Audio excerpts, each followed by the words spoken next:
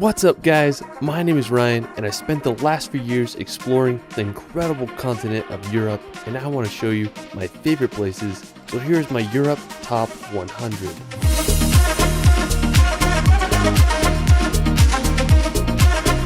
I have to say that Europe is my favorite place in the world. From the landscapes of the Alps to the countless medieval cities, it's impossible to beat the beauty of Europe. This video is a long one, so I made timestamps of all the places in the description so you can jump around to your favorite places. For our first destination, we're going to head to possibly my favorite place ever, Seceda. Now located in the Dolomites of northern Italy, I remember the first time I saw a video of this mountain, I couldn't believe it existed. The green glass slopes contrasted with the jagged mountain ridge, often covered in clouds, makes one of the most beautiful landscape combos. Now to get to Seceda, I took 2 gondolas up the mountain and made it to the top. I remember the first time I saw the mountain, I couldn't believe my eyes. The clouds covered half of it, making it one of the best views I've ever gotten. Places like this really spark your imagination and make you feel like a kid again. I hope everyone can witness the power of Seceda at least once in their life. Another magical place nearby is Alpe di Suisse. It's home to the largest high alpine meadow in Europe. The backdrop of the mountain with the farm cabins creates a scene straight out of a dream.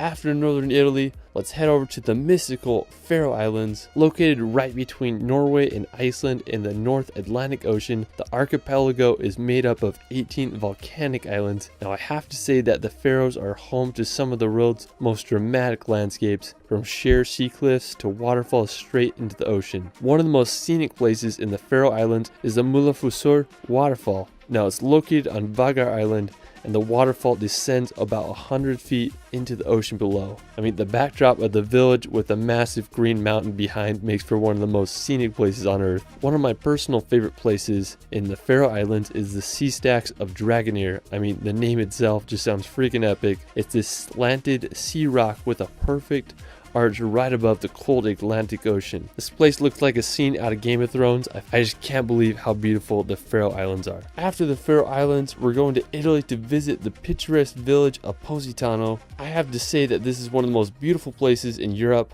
Located on the Amalfi Coast, back in the 1st century, luxury Roman villas were built on the coast here. It was believed to be a home of mythical sirens who would seduce sailors to crash upon the rocky shores. Positano was a somewhat poor fishing village during the first half of the 20th century, but tourism began to gain traction in the 1950s. When you see this place in real life, you won't believe it. It's hard to beat the backdrop of the mountains filled with colorful villas against the Mediterranean Sea with boats and yachts. Positano is quite the touristy destination, but its beauty is worth it. After Positano, we're going to head over to Switzerland to Valle Verzasca. Valle Verzasca is famous for having this medieval bridge that goes over some of the clearest river water in the world. I remember the first time I got there, I was immediately baffled by the beauty of this place. I mean, the water is crystal clear. You can see all the way to the bottom. The bridge was a prime place to cliff jump, so it took me a while to build up the courage to jump, but I was able to throw some of my favorite gainers off the water. I also had an amazing time snorkeling in the water there. I mean, just so clear. It was such a fun memory for me. I mean, it's hard to beat cliff jumping in Switzerland. All right, so after Switzerland, we're going to head over to the Italian coast to visit Cinque Terre.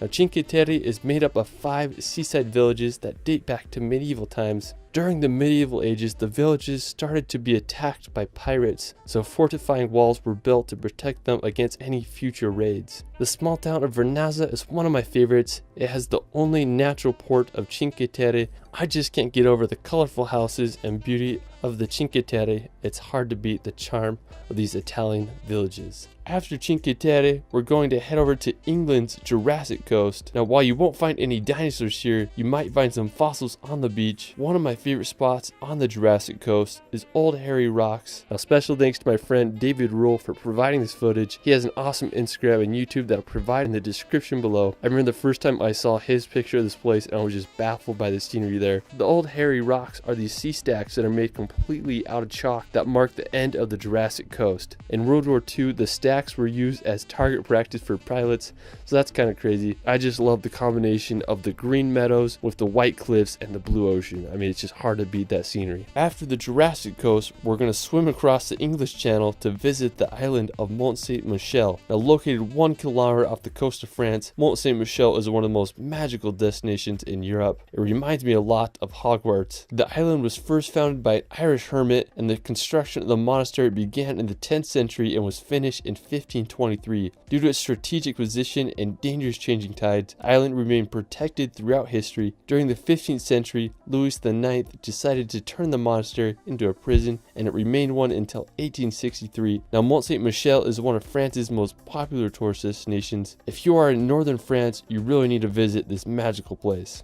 After Mont Saint-Michel, we're going to head to southern France to the French Riviera. Now located on the southeast quarter of France, the French Riviera is home to some of the world's greatest coastline. It's the perfect contrast between mountains and the Mediterranean Ocean. Some of the most beautiful coastal towns of the Riviera include Saint-Tropez, Nice, and Cannes. Now, the French Riviera is also home to the tiny country of Monaco. Monaco is the second smallest country after the Vatican. The whole country is only 499 acres. Monaco has been known as a billionaire's playground, and over 1/3 of Monaco's citizens are millionaires. One of the most famous places in Monaco is the Monte Carlosino. It was opened in 1863 and has been featured in the James Bond films. If you can handle the riches of Monte Carlo and Monaco, definitely a place to add to your bucket list. Afterwards, we're going to head over to Norway to visit Lysebotn to drive down one of Europe's craziest roads. What I think is so scenic about Lysebotn is the road which leads down to it. When I first saw pictures of it, I couldn't believe it. It consists of 27 hairpin turns that descend down the fjord to the village below. After Lysebotn, we're going to head over to the nearby Pulpit Rock.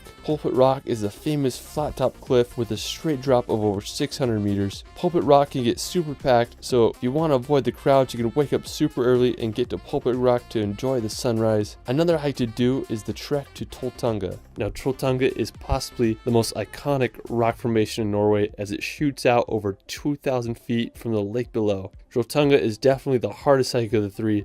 It's a 28-kilometer round-trip trek that takes anywhere from 8 to 12 hours to do. While it is a strenuous hike, it offers some of the best views in Norway. After Norway, we're going to head over to Iceland to experience the land of fire and ice. I have to say that Iceland is home to some of the world's most unique landscapes. One of the most visited attractions in Iceland is the Blue Lagoon. Just a short drive from the capital of Reykjavik, Blue Lagoon is famous for its strikingly blue water. It costs about $40 to get in and experience the geothermal spa. One of my personal favorite places in Iceland is the Reynisfjara beach. What I really loved about the beach is the basalt sea stacks in the ocean. It makes you wonder how the Vikings must have felt when they washed up on the Icelandic shores. After Reynisfjara, you can check out Skogafoss waterfall.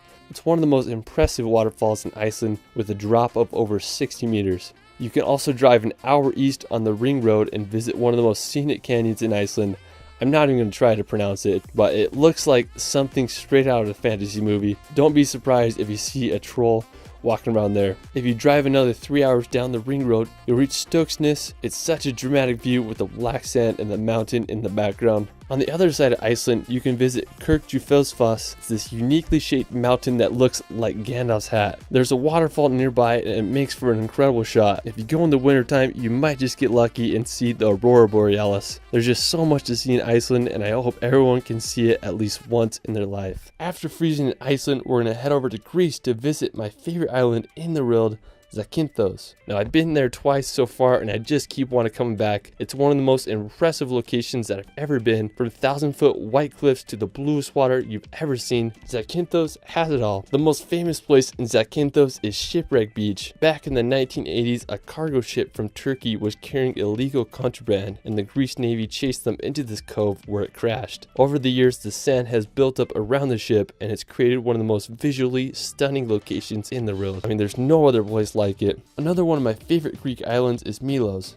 It's about a 5-hour boat ride from Athens, and one of the most impressive places on Milos is the Kleftiko Caves. You'll have to take a boat to get there. They have these gorgeous white rocks that jet out of the water, and the water is just so clear there. Another really cool spot on Milos is the Serakaniko Beach. It's a unique place that is made of lava that has been bleached by the sun and sea. I mean, just looking at this footage makes me want to go buy a plane ticket and go there right now. After exploring the islands of Greece, we're going to head over to Russia's St. Petersburg. St. Petersburg is located at the end of the Baltic Sea. It was founded relatively recent in 1703 after Russia captured it from Swedish colonists. Today it's one of Russia's most thriving cities and receives millions of tourists each year. I love all the canals. It reminded me a lot of Amsterdam. One of the most famous spots is the Peter and Paul Fortress. It was the original citadel of St. Petersburg and was finished in 1740. You can also check out sites such as the Palace Square or many of the city's gorgeous gardens. After St. Petersburg, we're going to head over to Latvia to visit Riga. Now, I have to say that I was very surprised by Riga's beauty. It's full of stunning medieval architecture. Riga was founded back in 1201, and today it's the largest city in all the Baltic countries. One of the most famous buildings is the House of the Blackheads. It's located in Riga's Old Town and was built in the 14th century. St. Peter's Church is another dramatic building that towers over Riga's skylines. Riga is just such a special and underrated city, and I hope all can visit. After, we're going to head over to the Czech Republic to explore the capital city of Prague.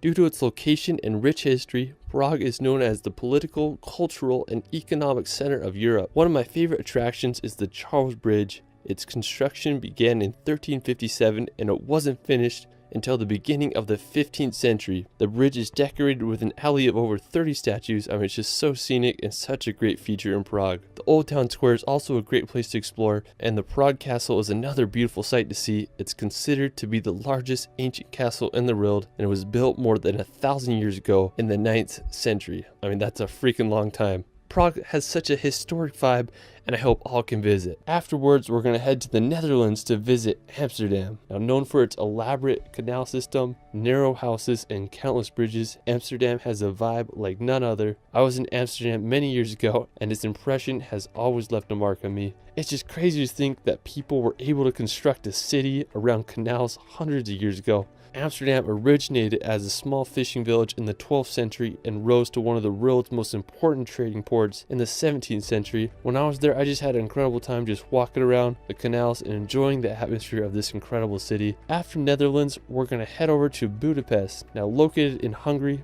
Budapest is one of Europe's most photogenic destinations. The Danube River runs right through Budapest, making it a unique and stunning city. One of my favorite attractions is the Chain Bridge. It's a suspension bridge that runs across the Danube. The Hungarian Parliament building is another incredible piece of architecture. It was opened in 1902 and it's the third largest parliament building in the world. Budapest is also famous for its thermal baths. The Széchenyi thermal bath is the largest in Europe and it's known for its medicinal properties. After, we're going to head over to Croatia. Now, I have to say that Croatia is one of the most beautiful countries in all of Europe. One of my favorite places in Croatia is Dubrovnik. Dubrovnik is one of the most popular medieval towns in all of Europe. One of the most notable features in Dubrovnik is the walls that surround the city. They're almost 2 kilometers in length and anywhere from 4 to 6 meters thick. The unique look of the city has made it a popular filming location for series such as Game of Thrones. Now, another fascinating city in Croatia is Pula. The city is home to the Pula Arena. It's this perfectly preserved Roman amphitheater that was constructed from 27 BC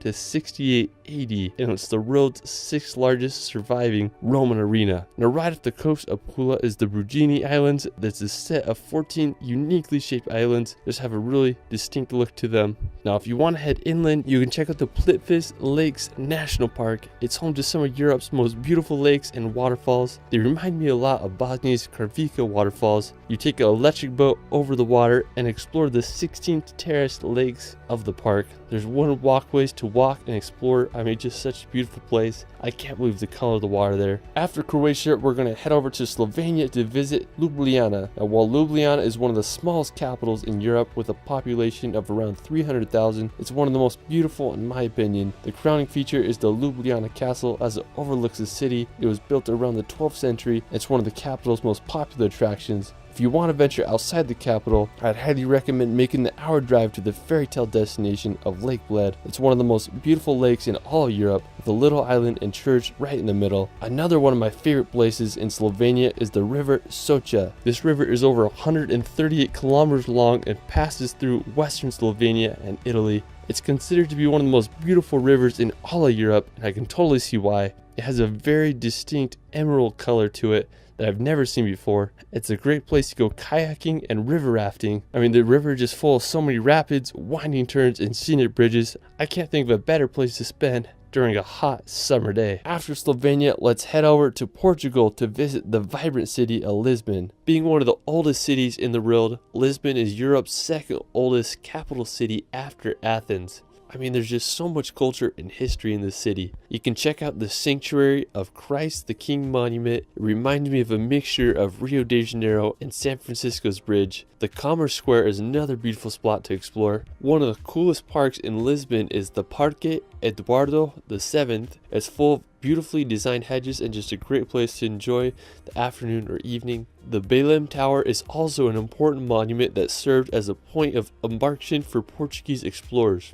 Lisbon is also close to some stunning beaches such as Ursa Beach. While we're still in Portugal, we're going to head to the Algarve coast. Located in Portugal's southernmost region, the Algarve coast is famous for its sea cliffs filled with hidden beaches and sea caves. One really intriguing place is Ponte da Piedade. It's full of countless grottos and sea arches to explore. Such a unique and beautiful area. After Portugal, we're going to head over to Germany to visit the Bavarian Alps. Located in southern Germany, right next to the Austrian border, the Bavarian Alps are home to jaw-dropping scenery. One of the most famous towns is Berchtesgaden. It's just a 30-minute drive from Salzburg. The area is also full of stunning alpine lakes. One of my favorites is Obersee. It's famous for having this little mountain cabin right on the lake. One of the most well-known places in Bavaria is the Neuschwanstein Castle. I have to say this is the most beautiful castle in all Europe. It's nestled at the very tip of southern Germany. Neuschwanstein Castle is placed perfectly in the mountains with a phenomenal 360 view of the Bavarian Alps and the town below. The construction of the castle began in 1869. The castle receives over 1.4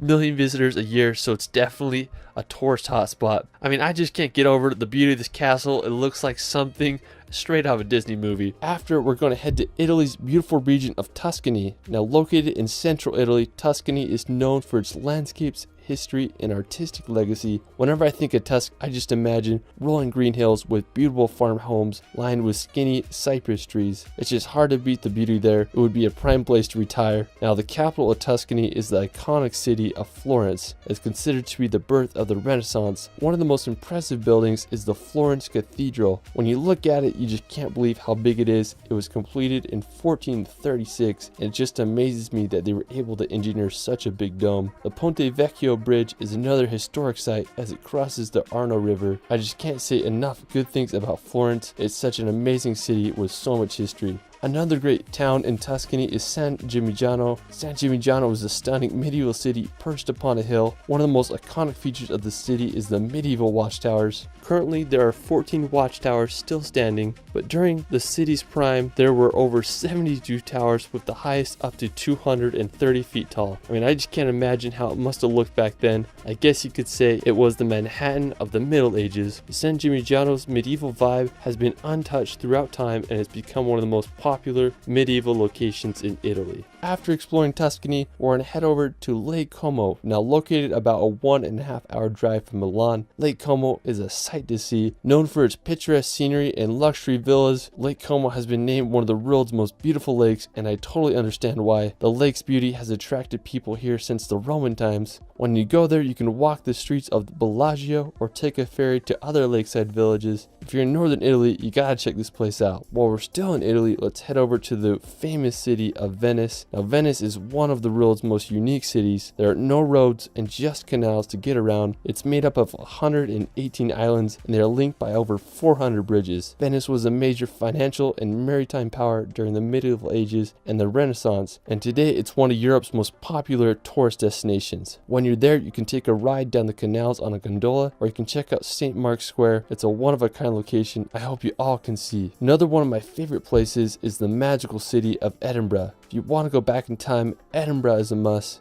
It's where J.K. Rowling wrote her Harry Potter novels. When I started traveling, this was one of the first cities I visited. It's a medieval town with intricate neoclassical buildings, cobblestone streets, and beautiful gardens. The iconic Edinburgh Castle overlooks the city and it's home to Scotland's crown jewels. One of my favorite places in Edinburgh is Calton Hill. It just offers a beautiful view of the entire city. While we're still in Scotland, we're going to visit the Isle of Skye. If you want to feel like you're in a fairy tale, this is where you need to go. I was lucky enough to visit the Isle of Skye last last summer. It's about a 5-hour drive from Edinburgh. Now, one of the most impressive places in the Isle of Skye is the Old Manor Store. The legend of the Old Manor Store is supposedly a giant lived there a long time ago, and when he was buried, his thumb was left sticking out of the ground, creating the mystical rock formation. Now, just a few minutes away from the Old Manor Store, there is a breathtaking waterfall called Meout Falls that cascades down to the ocean. There's a nice viewpoint where you can see the waterfall. If you're looking to find some ferries, you may want to check out the ferry pools. They're these picturesque blue pools that lie at the base of the Black Cuillin Mountains. After Scotland, we're going to head over to the charming capital of Dublin. Now, located on Ireland's eastern coast, Dublin is a city full of charm. The capital is known for its beautiful gardens and architecture. I mean, just such a friendly vibe to it. When you're there, you can take a walk across the River Liffey on the uniquely designed Samuel Beckett Bridge, or you can walk to the coast to experience the Irish Sea. I just love the feel of Dublin. It's just such a magical capital. What's also cool about Dublin is that you can visit most places in the country with a few hours drive. You can make the 3-hour journey to the Cliffs of Moher on Ireland's west coast, or you could venture 2 hours to the spooky dark hedges in Northern Ireland. There's just so much to experience. After Ireland, let's head over to Poland to visit Warsaw. Located on the Vistula River in east central Poland, Warsaw is the capital and largest city in the country. Warsaw began to grow in the 16th century and was called the Paris of the North, but Warsaw was damaged extensively during World War II, with 85% of its buildings in ruins. Today, it's a bustling capital with a population of 1.8 million. One of my favorite buildings is the Palace of Culture and Science. At 778 feet tall, it's the 5th tallest building in the EU. You want to see some medieval vibes, you can check out Warsaw's Old Town. It was established in the 13th century and is full of history and medieval architecture. While we're still in Poland, we're to head down to Krakow. Located in southern Poland, Krakow was founded back in the 7th century, so you best believe it's full of beautiful history and architecture. One of the most impressive sights is the Wawel Royal Castle. It was built during the 14th century and was the first UNESCO World Heritage Site. It features architectural styles from the medieval, Renaissance, and Baroque periods. Such a beautiful building. If you're into World War II history, you can make the hour drive to the Memorial of Auschwitz concentration camps. Auschwitz is infamously known as one of the most horrific Nazi concentration camps. Over 1.1 million people died here. So it's such a tragedy. One of my favorite books I've ever read is called The Auschwitz Escape, and it tells the story of how 2 prisoners made the daring escape from the prison camp, and also really just gives you perspective of what it was like to live in that camp. Just absolutely horrific. After Poland, we're going to head back to the Baltics to visit Lithuania's capital of Vilnius. Unlike other Baltic capitals of Tallinn and Riga, Vilnius is located inland near its eastern border. Before World War II, Vilnius was one of the largest Jewish centers in the world. Napoleon called it the Jerusalem of the North. I'm just blown away by the beauty of the city and its perfect mixture of modern and Baroque architecture. You can drive 30 minutes outside the city and visit the Trakai Island Castle. It's this uniquely designed castle that's on a little island in Lake Gulf. Such a cool little spot outside the city.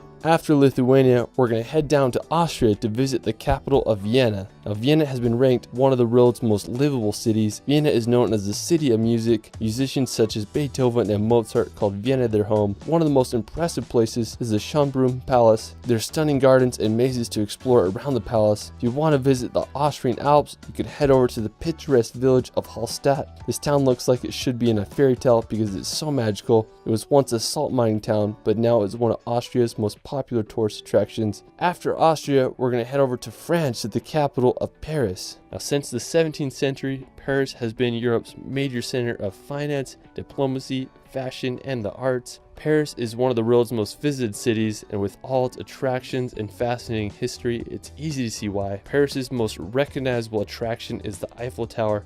It was built in 1889 for the World Fair.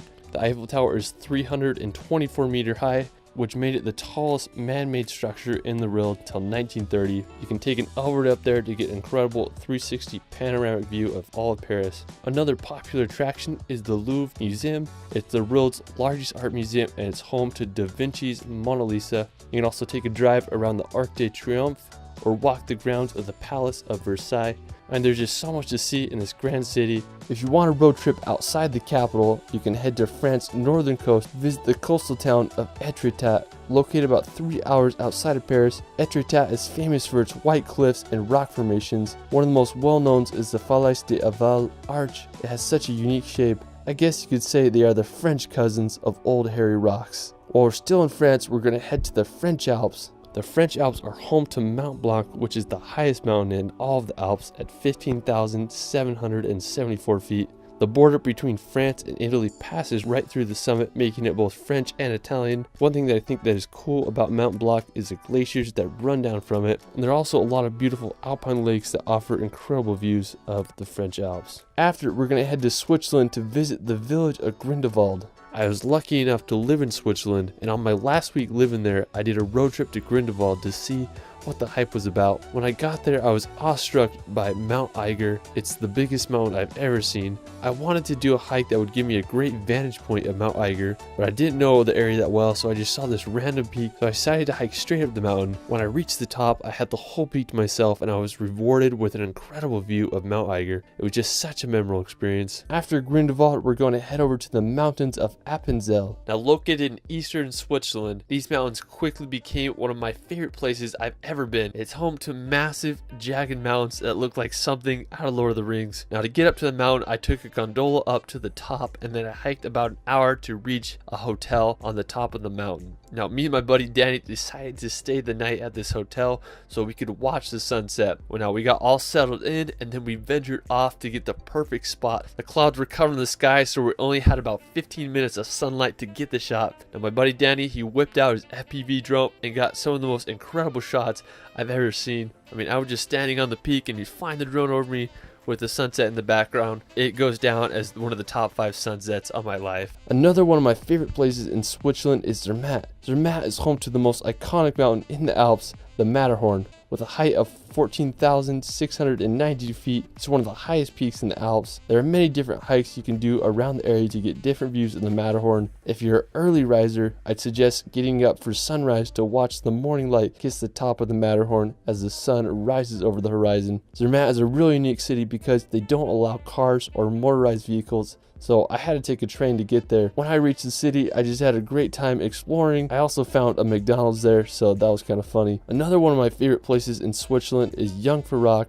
otherwise known as the top of Europe. So me and my friends decided to take Europe's highest train. Now normally the ticket during summer is around $240, but we got the early bird special, so it was half off. We went up to the very top. When you get off the train, you get into like these cave tunnels. We made it out to the ice plateau and were able to get an incredible view of the glacier below. After, we went to the top of the Sphinx Observatory to get some more amazing views. One of the coolest parts of Jungfraujoch is the glacier tunnels.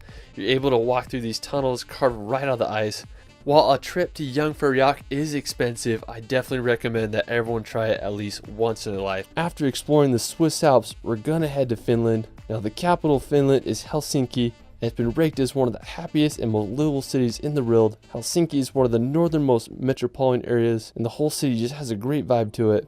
I would love to spend Christmas here. If you want to see some of Finland's nature, you can head up north to visit Lapland. Now Lapland is Finland's northernmost region, and it borders Russia, Sweden, and Norway. In the winter months, Lapland becomes a frozen wonderland that looks like something straight out of a Disney movie. Now if you can handle the cold, Lapland may be one of the best places in the world to see the northern lights. The northern lights are abundant throughout the cold winter months. It can get up to negative 50 degrees Celsius in the winters, so make sure you bundle up. One thing I love about Lapland is the snow-covered trees.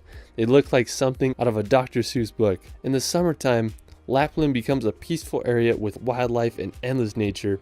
I really just want to spend some time in Finland, relaxing in a sauna and seeing for myself why Finland is the happiest country in the world.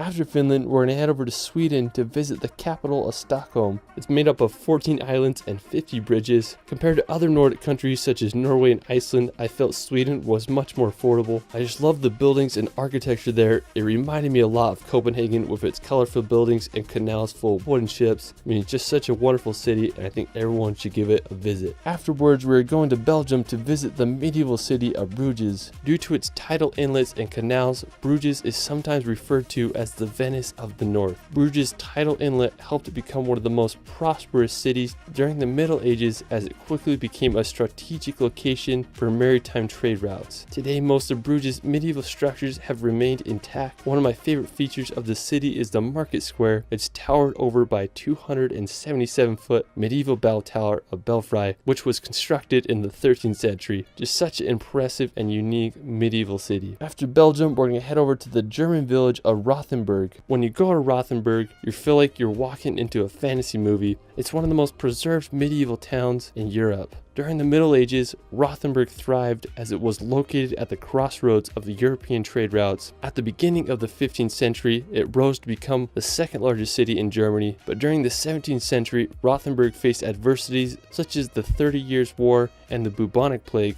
Without much resources, Rothenburg's growth was halted, which aided in keeping the town preserved in its medieval state. Today, Rothenburg maintains its medieval charm. It's been the inspiration for Disney movies such as Pinocchio and Beauty and the Beast. If you can, go check out the famous Plonine Corner or the Christmas market. It's hard to beat the allure of this German village. After Rothenburg, we're going to visit possibly the most iconic city in the world, London. I love the city so much, I just keep coming back. Everything from double-decker buses to the energy of Piccadilly Circus makes the city feel so alive. There's just so many places to see. You can check out the iconic Big Ben and walk across the bridge to see the Palace of Westminster. There's the Tower Bridge, which is possibly the most famous bridge in all London. You can go see the Stoic Guards at Buckingham Palace or take a ride on the London Eye. If you haven't already been to London, I'd highly recommend visiting when you can. It's hard to beat the London atmosphere. There's no city like it in the world. Alright, so after exploring London, we're going to make the 2-hour drive over to Stonehenge. Located in Wiltshire, England, lies one of the most famous man-made rock structures in the world. There's a lot of mystery surrounding Stonehenge, like what was its purpose and how was it made. Archaeologists believe it was constructed back between 3000 to 2000 BC. Stonehenge consists of a ring of rocks, each being around 13 feet high and weighing nearly 25 tons each.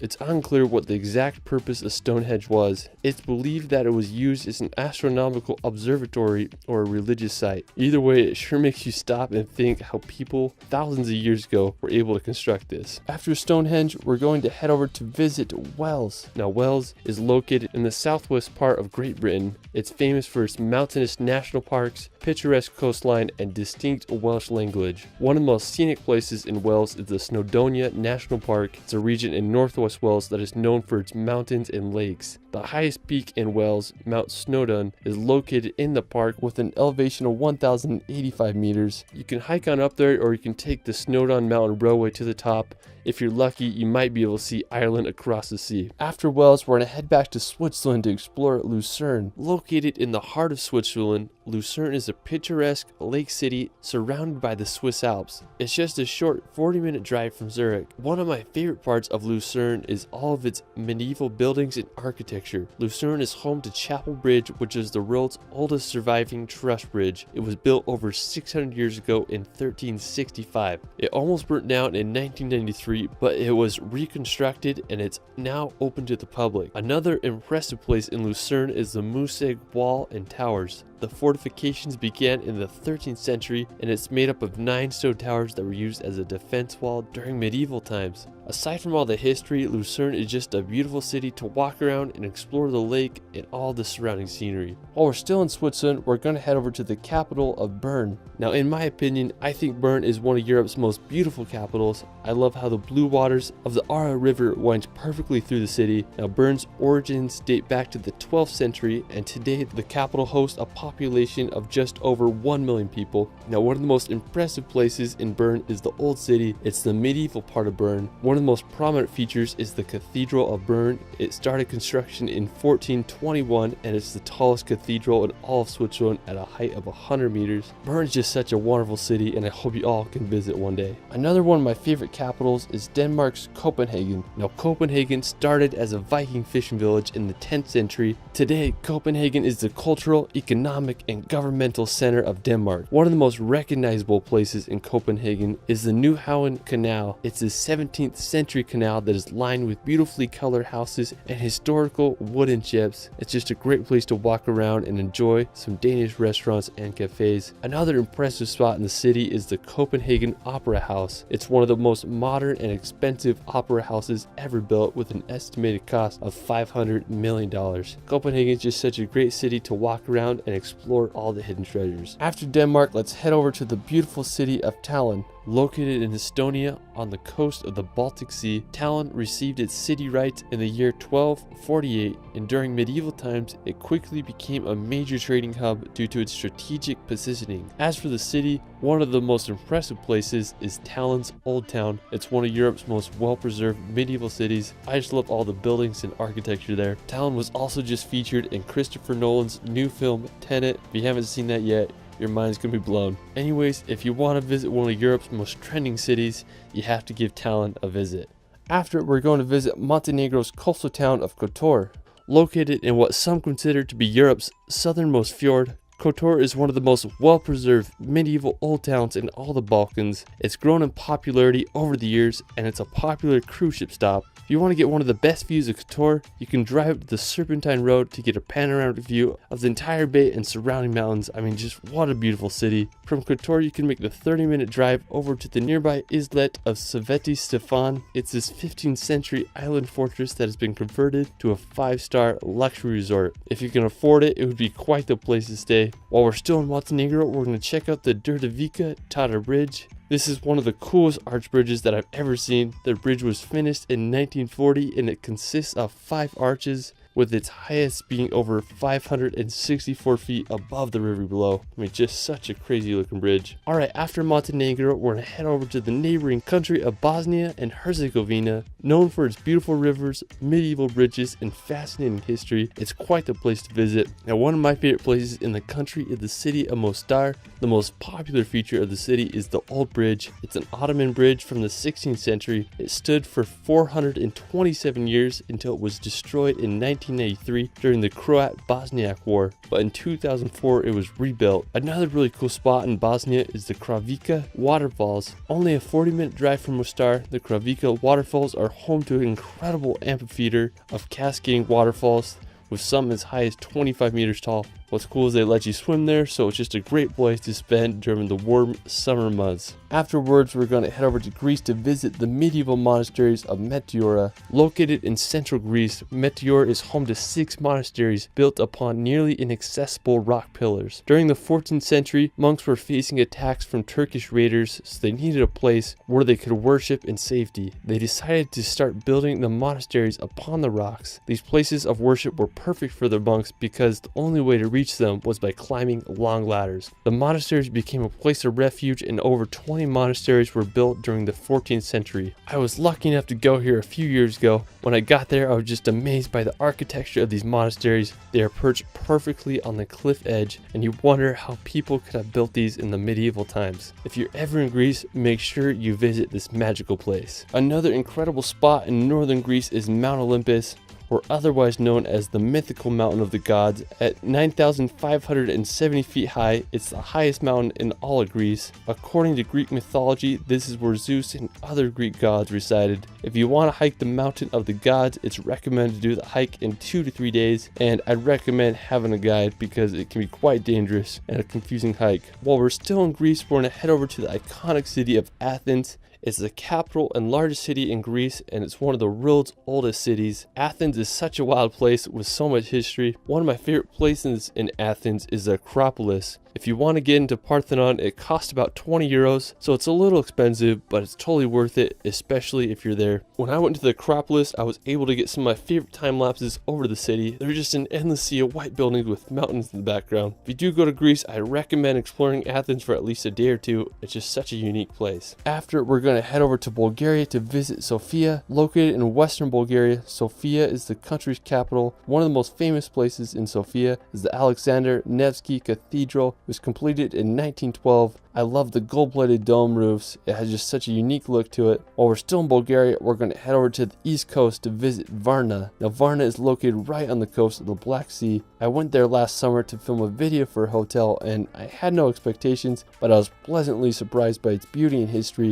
It reminded me a lot of California's coastline. It had great beaches, wonderful weather, with tons of entertainment. Now another interesting spot in Bulgaria is the Belogradchik Fortress. It's located in the Balkan Mountains. It's this ancient fortress amongst some really unique rock formations. The fortress was captured by the Ottomans in the 14th century. The thing that strikes me about the area is how they incorporated the rocks into the fortresses. I mean, just such a unique place. I've never seen anything like it. After Bulgaria, we're gonna head up north to Romania to visit the medieval castles of Transylvania. Now, Transylvania is a very intriguing yet spooky region. Transylvania is where Bram Stoker's novel Count Dracula takes place. Now, one of the most famous locations in Transylvania is the Bran Castle. Located near the city of Brasov, the castle was built around the 14th century and served as a fortification against the Ottoman Empire. Due to its dramatic architecture and possible connection to Vlad the Impaler, the castle has been named Dracula's Castle. I could totally imagine Count Dracula using this castle as his hideout. Now, Romania is also home to this really cool road called the Transfăgărășan Road. It's full of hairpin turns, and it's easy to see why it's one of the most popular roads in all Europe. After Romania, let's head back to Norway to visit the Lofoten Islands. Lofoten is located in northern Norway, and even though it's in the Arctic Circle, it feels like you're on a tropical island there. I was lucky enough to go there about 2 summers ago, and I had an incredible journey road tripping through Lofoten. Our first pit stop was at this fishing village called Henningsvær to see the world's most scenic football field. When we got there, we sadly didn't have a soccer ball, but we had a good time playing on the field and enjoying the incredible views of Henningsvær. We kept on driving and made it to the iconic town of Rain. Now, when you think of Norway, this is it. It has those red houses surrounded by massive sea mountains. In my opinion, I'd have to say that Rain is the most beautiful town in Lofoten. When I was planning my road trip to Norway, I remember seeing pictures of this place and I just couldn't believe it existed. After Lofoten, we're gonna head to Saltstraumen to witness one of the world's largest whirlpools. So over 110 billion gallons of water pass through this 3-kilometer strait every 6 hours, making for one of the strongest currents in the world. Now, water speeds can reach over 37 kilometers. One of the coolest features of Saltstraumen is the whirlpools that the changing tides make. Now, while they aren't the whirlpools you'd imagine in movies like Pirates of the Caribbean, these whirlpools can get over 33 feet in diameter with a depth of over 16 feet. You can take a boat ride through the current, or you can witness the whirlpools from the bridge above. After the whirlpools, we're going to take a drive to one of Norway's most famous routes, the Atlantic Ocean Road. This 8.3 kilometer road runs across an archipelago of islands as it connects the islands of Averøy to the Romsdal Peninsula. The Atlantic Ocean Road was completed in 1989 and cost 122 million Norwegian krone to make. It's made up of 8 bridges and 4 resting places. The route is an impressive feat of engineering and it won the Norwegian Construction of the Century Award. So if you decide to go on a Norway road trip, you have to take a drive on the Atlantic Ocean Road. While we're still on the topic of roads, if you drive just 2 hours south, you'll reach another one of Norway's most famous routes, Trollstigen. Now, Trollstigen, or the Troll's Path, is a serpentine road that makes over 11 hairpin turns as it descends on a 10% decline to the valley below. Trollstigen has 2 powerful waterfalls that pass through the road. The Stigfossen waterfall has a total height of 240 meters. I mean, that's just freaking huge. Another really cool place in the area is Trollveggen, or the Troll's Wall. It's Europe's tallest vertical overhanging rock face at about 3,600 feet high. I mean, it's just unbelievable. Alright, after Trollstigen, you can make the 2-hour drive south to visit the Geiranger Fjord. Now, Geiranger Fjord is one of Norway's most popular destinations. The fjord is over 260 meters deep and is surrounded by massive mountains that are over 1,600 meters high. There are many viewpoints to get the best perspective of the fjord. One of the most spectacular features of Geiranger Fjord is the Seven Sisters waterfall. The waterfall consists of 7 separate streams that descend 410 meters to the water below. The best way to see the fjord is by boat. You can take a cruise ship or a 1-hour ferry of Geiranger to Helisilt for about $35. This is by far the best way to witness the waterfalls and majesty of the fjord. After exploring the fjords, we're going to head back to the Arctic Circle to visit one of the most northern places in all of Europe, Svalbard. Now Svalbard is located right between the North Pole and Norway. The capital of Svalbard is this town called Longyearbyen, which has a population of a whopping 2,000 people. What's cool about Svalbard is that it's a visa-free zone, so basically anyone can move and work there. The archipelago is also home to the Svalbard Global Seed Vault, where thousands of the world's seeds are kept in case of a global catastrophe. After Svalbard, we're going to head over to Russia to visit Moscow. Moscow is the world's most northernmost and coldest megacity. It's also Europe's second most popular city with over 12.4 million residents. One of the coolest places in Moscow is St. Basil's Cathedral. It was completed in 1561 under orders of Ivan the Terrible. It has such a unique look with its colorful onion-shaped domes. Right next to the cathedral is the Moscow Kremlin. It's a fortified complex that was completed in 1495. It serves as the official residence of Vladimir Putin, so it's basically the Russian equivalent of the White House. One of the most stunning buildings, in my opinion, is the Moscow State University. It reminds me of a scene straight out of a Batman movie. I mean, there's just so many intriguing places to visit in Moscow. What a wild place. Russia is also home to the tallest mountain in Europe, Mount Elbrus. Located in southwestern Russia stands this massive 18,510 foot high stratovolcano. It's the 10th most prominent peak in the world. Now it's a dormant volcano with 2 peaks. I mean, the mountains in the area remind me a lot of the Swiss Alps. I just can't believe how big they are. So if you want to hike to the top of Mount Elbrus, climbing isn't very technical. You're mostly walking with crampons on snow to the top, but the climb can be very challenging due to altitude and unpredictable weather. A lot of people compare its difficulty to climbing Mount Kilimanjaro. While I've never been to Russia, I'd love to summit this mountain one day. I just think it would be such an adventure. Afterwards, we're going to head over to Turkey to visit the notorious city of Istanbul. Istanbul is one of the most fascinating places. It's a transcontinental city, which means that Istanbul is part of both Europe and Asia. The Bosphorus Strait, which is considered to be the boundary between Europe and Asia, runs right through the capital. Istanbul is the most populated city of all of Europe with a population of over 15 million. The history of Istanbul is endless. It was settled as far back as 7th century BC and it became the capital of the Roman Empire in the year 330 AD. One of my favorite features of the city is the Galata Tower. It's a uniquely shaped medieval building that dominates the skyline. It was built in 1348 and the tower was used to spot fires. One of the most important features of Istanbul is the Hagia Sophia. It was built all the way back in the year 537 AD as a Christian church, but after the fall of Constantinople in 1453, the church was converted to a mosque by the Ottoman Empire. At the time of its completion, it was the world's largest interior space and the first building to use a fully pendative dome. I mean, just such an amazing structure. After, we're going to visit the famous city of Barcelona. Now, when you think of Spain, this is what you probably imagine. Barcelona is home to incredible architecture, Mediterranean beaches, and an energetic vibe all around. The most iconic attraction in Barcelona is La Sagrada Familia. It's this Roman Catholic minor basilica that began construction over 138 years ago and it still isn't finished. It's anticipated that construction will be finished in 2026, but who knows? All I know is one of the most unique buildings in the world and I still can't get my head around that it's been in construction since 1882. After Barcelona, we're going to head over to the wild island of Ibiza.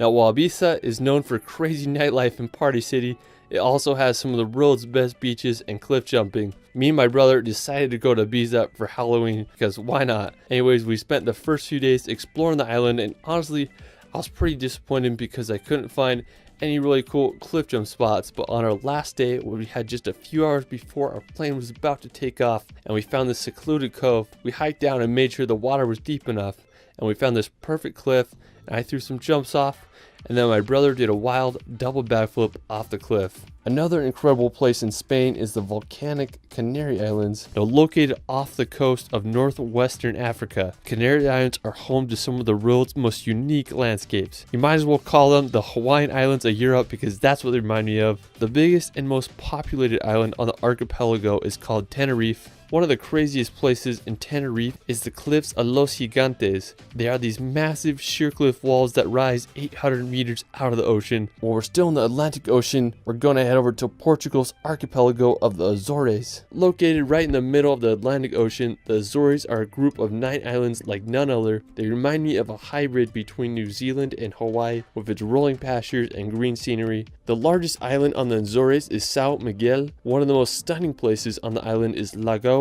das Sete Ciudades. It's a twin lake situated in the crater of a volcano. The highest point in the Azores and all of Portugal is the massive Mount Pico. The stratovolcano is over 7,713 feet high and last erupted in 1720. While we're still in Portugal, we're going to head over to the island of Madeira. Located off the northwest coast of Africa, Madeira is an archipelago of 4 islands. It was claimed by Portugal in 1419. Madeira is known for its idle climate, rugged mountains, and also the birthplace of Cristiano Ronaldo. One of the coolest places in Madeira is Pico do Arriero. It's Madeira's 3rd highest peak. The weather on top can be quite unpredictable. You might get lucky and be above the clouds. After, we're going to head to the 2nd largest island in the Mediterranean, Sardinia. Now, with some of Europe's best coastline, pristine beaches, and the clearest water you've ever seen, Sardinia is the place to be. One of the most impressive places on Sardinia is the Baunai coast. It isn't the easiest place to reach. Most beaches require a long hike or a trip by boat, but that's what makes it so special. After Sardinia, we're going to head back to Italy's mainland to visit the capital of Rome. Now, Rome may be the most famous and iconic capital in the world. Its history spans over 28 centuries, with its founding taking place in the year 1753 BC. During ancient times, Rome's population peaked around 1 million people. It's just crazy to think that a city was so advanced that it could support so many people during that time. Ancient Rome's architecture stands today and draws millions of tourists each year. One of the most well-known structures of the capital is the Colosseum. It's the largest amphitheater built at its time and could hold anywhere from 50 to 80,000 spectators. You can marvel its architecture from the outside or take a guided tour to witness the interior. One of my personal favorite attractions in Rome is the Trevi Fountain. It's this Baroque styled fountain that was completed in 1762. If you do go, the earlier the better, because you can get super crowded there. While we're still in Italy, we're going to head over to the nearby San Marino. The Republic of San Marino is a microstate completely enclosed by Italy. The history of this small country is absolutely fascinating. It was founded by a stonemason from Croatia named Saint Marinus. After facing persecution for his Christian sermons, he fled to the mountain of Monte Titano, where he built a church and founded the small country in the year 301 AD. San Marino claims to be the oldest surviving sovereign state and the oldest constitutional republic. The capital of the country is the city of San Marino, and it's situated on the slopes of Monte Titano. It's hard to beat the location of the city. One of the most iconic spots in San Marino is the fortress of Guaita. It was built in the 11th century and served as a prison. San Marino is just such a beautiful yet interesting city and country, and I hope you all can visit. Alright, for our final location, we're going to head back to northern Norway to visit Senja. Now, Senja is Norway's 2nd largest island. The reason I wanted to go to Senja was because I wanted to hike to Segla. Anyways, I drove to this town called Fjordard and I got to the base of the hike. It was a surprisingly difficult hike, but eventually I made it to the top and I was just baffled by the view. The rock formation rose hundreds of meters out of the ocean. It was just like nothing I've ever seen before. Now, I was just having an amazing time and I decided I wanted to spend the night on top of the mountain so I could see the northern lights. All I had was a blanket and I used my camera bag as a pillar, so I found this little mossy cliff ledge and I set up camp there and waited for the northern lights to show up. Around 11 p.m. I woke up to the aurora borealis above my head. I couldn't believe what I was seeing. They moved surprisingly fast, like snakes in the Arctic sky. And seeing those lights made me feel like a kid again, and it will forever be one of the most special nights of my life. Some nights you don't need to fall asleep to start dreaming. Well, that is it for my Europe Top 100. Let me know in the comments where your favorite place is in Europe. I mean, there's just so many beautiful attractions. I could probably do a Top 1000 video. If you guys want to feel relaxed, I started a relaxation channel where I post hour-long videos of places such as Switzerland and Scotland with calming music that you can just have playing in the background to bring some peace and nature in your life. You can find me on Instagram and TikTok at shirley.films. Anyways, it's Ryan, and we will see you later.